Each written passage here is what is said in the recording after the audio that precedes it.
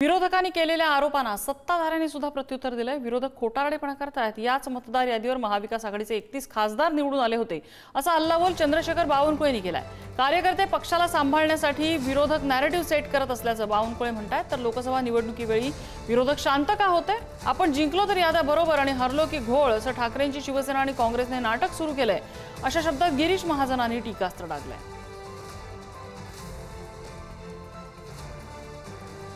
मतदार यादीच्या नावानं खोटं बोलणे, रेटून बोलण्याचं आणि खोटं बोलून त्या ठिकाणी जनतेमध्ये संभ्रम निर्माण करण्याचं राजकारण हे विरोधक करतात आहे। मी 10 वेळा सवाल करतो तुमच्या माध्यमातून, त्यांच्याकडे उत्तर असेल तर त्या ठिकाणी उत्तर द्यावं।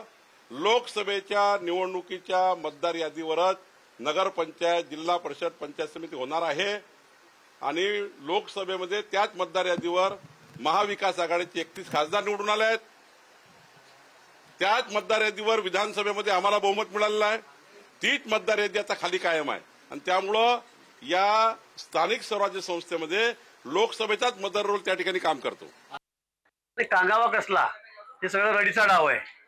हा सगळा रडीचा डाव आहे। विशेष करून शिवसेना, उद्धवजी, आमचे राऊत साहेब, पवार साहेब, काँग्रेस, राहुल गांधीचे जे वरती सगळं नाटक लावलेलं आहे। खरं म्हणजे काही करण्याची गरज नव्हती, काहीच करण्याची गरज नव्हती। म्हणजे आपण जिंकलो तर सगळं बरोबर, आपण हारलो तर सगळं चुकीचं आहे।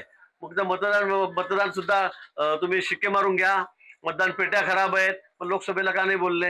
आणि म्हणून मला वाटतं ते सगळं संधी बघून सगळे त्यांचे विचार बदलतायत, त्याचे निर्णय बदलतायत। त्यांनी पुन्हा एक नॅरेटिव्ह सेट करण्याचा प्रयत्न केला या माध्यमातून, पण तो आता यशस्वी होणार।